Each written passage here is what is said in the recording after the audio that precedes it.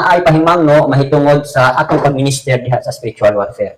So una nga pahimangno dinhi, number 1, do not be proud or boastful of your victory over the enemy. By the powerful name of Yeshua and His presence, the enemy is definitely defeated. Rather, make sure that you have done all according to His directions and in obedience to His commands. No? So pasabot ani igsuon nga kung naka-perform na ta sa atong mga buluhaton itong sa pakigubat sa kaaway, so dili ta maghinambog nga kung dili pa nako, dili gid na siya mamaayo kana nga na di man possess. O siguro mingon ka wala lagi gamhanan gid ko no.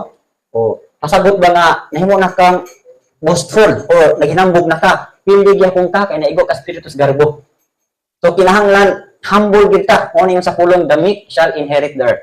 Pasabot ng atong attitude, kanunay gyud ta nga mapainobsanon. Bisan gani og nakapabugaw ta sa demonyo, naka-overcome ta sa demonyo, naka-overcome ta sa atong mga weaknesses. Still